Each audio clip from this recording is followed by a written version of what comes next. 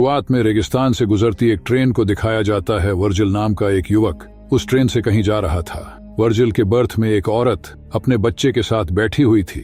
हुलिये से वो दोनों काफी गरीब और भूखे लग रहे थे। कुछ देर बाद ट्रेन एक जगह रुकती है। वर्जिल जाने से पहले उस औरत को अपना आधा ब्रेड दे देता है। वर्जिल जिस जगह रुका था वो जगह काफी सुनसान लग रही थी। वर्जिल ने आने से पहले एक गाड़ी बुक की थी, लेकिन वह गाड़ी अब तक वहां पहुंची नहीं थी। तब वर्जिल वहां मौजूद इकलौते दुकान में जाता है और दुकानदार से टॉयलेट के बारे में पूछता है। दुकानदार उसे वहां की लोकल भाषा में जवाब देता है।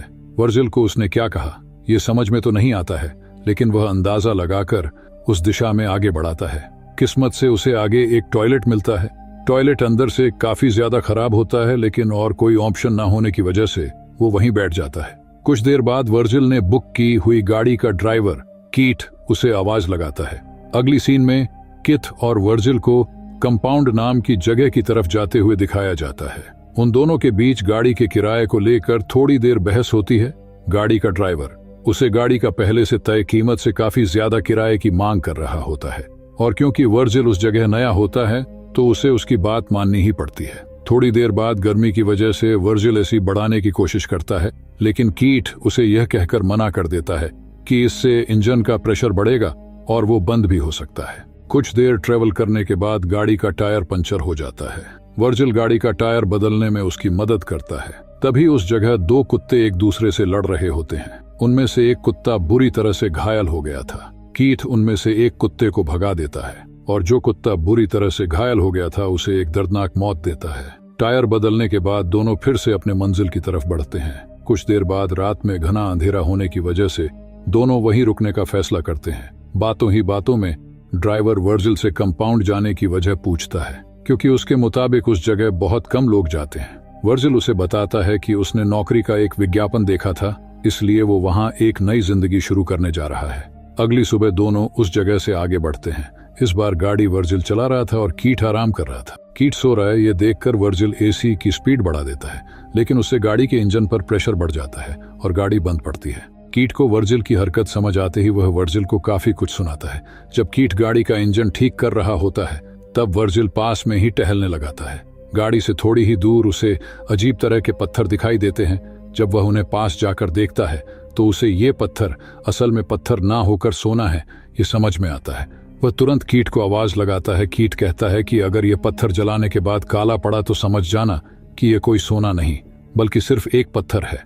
हालांकि उस पर लाइटर से आग लगाने के बाद वो पत्थर अपना रंग नहीं बदलता है, इससे यह साफ हो जाता है कि वो सोना ही है। इसके बाद दोनों उस जगह सोने के पत्थर को बाहर निकलने के लिए वहां खुदाई करते हैं, लेकिन वो सोने का पत्थर काफी बड़ा होता है और साथ ही जमीन के काफी अंदर तक ढंसा होता है। इस वजह से काफी मेहनत करने के बाद भी दोनों उसे हिला तक नहीं पाते। इसके बाद दोनों उस पत्थर को रस्सी की मदद से गाड़ी से बांधते हैं और उसे बाहर निकालने की कोशिश करने लगते हैं, लेकिन यह तरकीब भी फेल हो जाती है। उन्हें यही काम करते करते शाम हो जाती है। कीट वर्जिल को बताता है कि इस एरिया में जंगली कुत्तों का खतरा है। इस वजह से दोनों आग जलाने के लिए लकड़ियां इकट्ठा करते हैं। दोनों आग लगाते हैं और बैठकर सोचने लगते हैं कि कैसे अचानक उनकी किस्मत बदल गई है। कीट खुशी से नाचने लगाता है। कुछ देर बाद कीट वर्जिल से कहता है कि क्योंकि वह इस सोने को अकेले बाहर नहीं निकाल पा रहे हैं, इसलिए उन्हें किसी की मदद लेनी होगी। वो कहता है कि वो शहर में ऐसे कुछ लोगों को जानता है जो उन्हें जमीन खोदने की मशीन उधार दे सकते हैं, लेकिन उसके लिए उन दोनों में से किसी एक को शहर जाकर वह मशीन लानी होगी। कीट इसके लिए वर्जिल को शहर जाने के लिए कहता है। उसके मुताबिक इस काम में कुछ वक्त लग सकता है, और क्योंकि वर्जिल को इस जगह के मौसम की आदत नहीं है वो शायद यहाँ अकेला ना रह पाए, लेकिन वर्जिल ऐसा करने से मना कर देता है। वो कहता है कि वो इस शहर में नया है, इस वजह से वो यहाँ किसी को नहीं जानता। कीट उसे एक बार फिर से पूछता है, जिस पर वर्जिल कहता है वो एक मजबूत इंसान है और यहाँ अकेला रहकर सोने की रक्षा कर सकता है। अगली सुबह कीट वर्चुअल को वहां रुकने के लिए जरूरत की चीज देता है, जिसमें एक सैटेलाइट फोन भी होता है, और वहां से चला जाता है। वह जाते वक्त उसे बताता है कि उसे खुदाई मशीन वापस लेकर आने में शायद 5 दिन लग सकते हैं।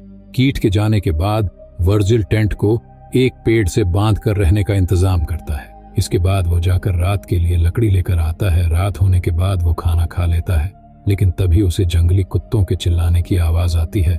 इसी वजह से वह अपने हाथ में एक चाकू लेकर बैठ जाता है। अगली सुबह जब उसकी आंख खुलती है तो वह काफी थका हुआ महसूस कर रहा था। वह अपना पेट साफ करने जाता है। तशरीफ धोने के लिए पानी कम है, ये सोच ही रहा होता है कि तभी उसका फोन बजता है। वो तशरीफ धोए बिना ही फोन उठाने चला जाता है, लेकिन इससे पहले कि वो फोन उठा पाए फोन कट जाता है। हताश वर्जील मन बहलाने के लिए इधर उधर टहलने लगाता है।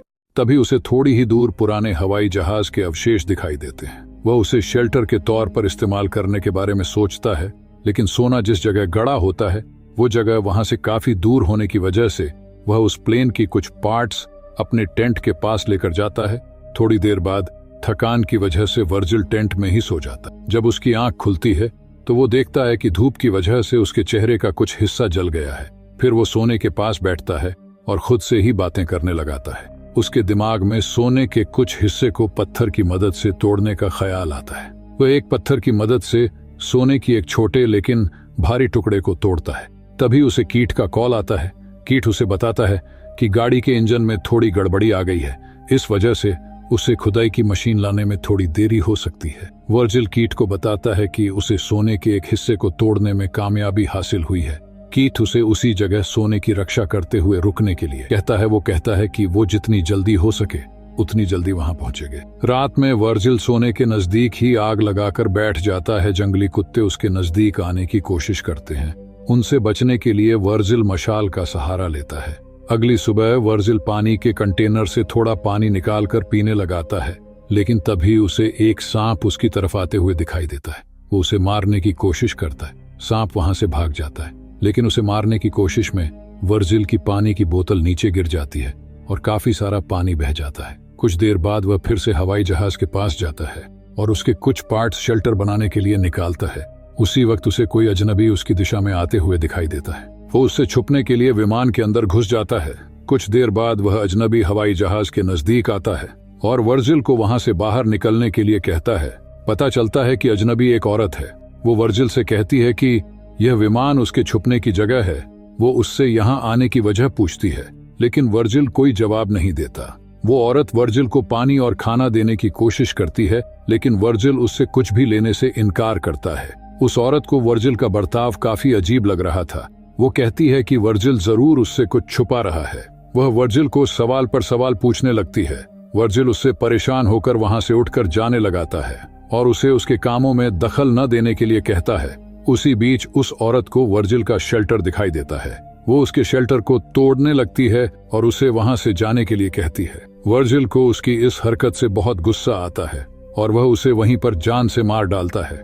इसके बाद वो उसके पास जो भी जरूरत की चीज थी उन्हें अपने पास रख लेता है और उसके शरीर को पास ही दफना देता है। लेकिन कुछ देर बाद एक जंगली कुत्ता उस औरत के शरीर को गड्ढे से निकालकर खाता हुआ नजर आता है। वर्जिल उसे वहां से भगाता है और औरत के शरीर को वहां से घसीटकर थोड़ा दूर लेकर जाता है। इसके बाद वो उसके शरीर को आग लगाता है। ये सब करते हुए उसकी आंखों से आंसू आने लगते हैं। शायद थोड़ी देर के लिए उसके अंदर का इंसान जाग गया होगा। अगली सुबह फोन की आवाज से उसकी आंख खुलती है। कीट उसे कहता है कि उसे खुदाई मशीन मिल चुकी है, लेकिन उस मशीन का वजन ज्यादा होने की वजह से उसे आने में थोड़ा वक्त लगेगा। वर्जिल ये सुनकर रोने लगा आता है। तभी कीट उसका हौसला बढ़ाता है और कुछ वक्त के लिए इंतजार करने के लिए कहता है। लालच उसे वहां से जाने की अनुमति नहीं दे रहा था। वो रात के लिए कुछ लकड़ी इकट्ठा करता है। तभी उसे रेत का तूफान उसकी तरफ आता हुआ दिखाई देता है। वह उससे बचने के लिए अपने शेल्टर की तरफ भागने की कोशिश करता है, लेकिन तभी उसके शेल्टर के पार्ट्स भी हवा में उड़ने लगते हैं। वो खुद को बचाने के लिए भागने लगाता है, लेकिन एक पेड़ की टहनी सीधे आकर उसके पेट को निशाना बनाती है। कुछ देर बाद तूफान शांत हो जाता है। जब वर्जिल की आंख खुलती है तो वो खुद को रेत के ढेर में दबा पता है पेड़ की टहनी उसकी पेट के अंदर घुसी हुई थी। लालच उसके ऊपर इतनी बुरी तरह से सवार होता है कि वो अपने पेट पर लगी टहनी के दर्द को भूल सोने के पत्थर की जगह ढूंढने लगता है। मिट्टी में थोड़ी देर छानने के बाद उसे वो पत्थर मिल जाता है। इसके बाद वर्जिल अपने पेट से टहनी को निकालता है। टहनी निकालते वक्त उसका काफी खून बह जाता है। इसके बाद वो कैन के ढक्कन को गर्म कर उससे अपने घाव को जलाकर ठीक करने की कोशिश करता है। इसके साथ ही वह अपने पूरे चेहरे पर रेत मलता है और वहीं बेहोश हो जाता है। जब होश में आता है तो उसके सामने एक औरत धनुष हाथ में लिए होती है। उसे देखकर वर्जिल को इससे पहले उसे मिली औरत नजर आने लगती है जिसे उसने मारा था। दूसरी औरत वर्जिल को पानी पिलाती है और वहां से चली जाती है। जब वर्जिल की आंख खुलती है तब उसकी आंखें उस औरत को ढूंढ रही होती है जिसने उसे पानी पिलाया था। वर्जिल को लगाता है कि उसे भ्रम हुआ होगा, तभी उसका फोन बजता है। कीट वर्जिल से कहता है कि वो पास में ही है। कॉल काटने के बाद वो औरत फिर से वर्जिल के पास आती है और उसकी तरफ मदद का हाथ बढ़ाती है, लेकिन लालच उस पर इस तरह से हावी हो चुका था कि वो सोने की जगह कहीं खो ना जाए, इसीलिए उसे वहां से जाने के लिए कहता है। जाने से पहले वो औरत अपनी लापता बहन के बारे में पूछती है।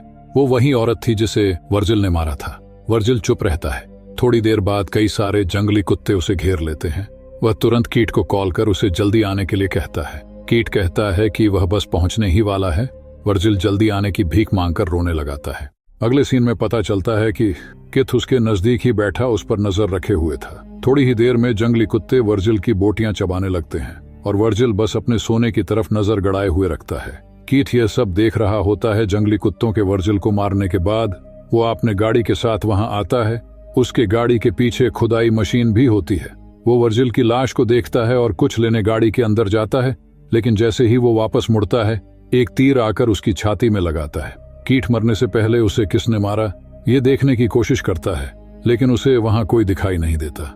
ये तीर उसी औरत ने चलाया था जो अपनी बहन को ढूंढते हुए वर्जिल के पास आई थी। उसे वर्जिल की हरकतें देखकर उस पर शक हो गया था और वह दूर से उसे पर नजर रख रही थी। इसी से उसको वहां गड़े सोने के बारे में भी पता चल गया और उसने मौका देखकर आखिरी समय में कीट को उसके कर्मों की सजा दे दी। और वर्जिल ने सोने की लालच में उस निर्दोष को मारा था, इसलिए उसको भी उसके कर्मों की सजा मिल गई। इसी के साथ ये मूवी यही समाप्त हो जाती है।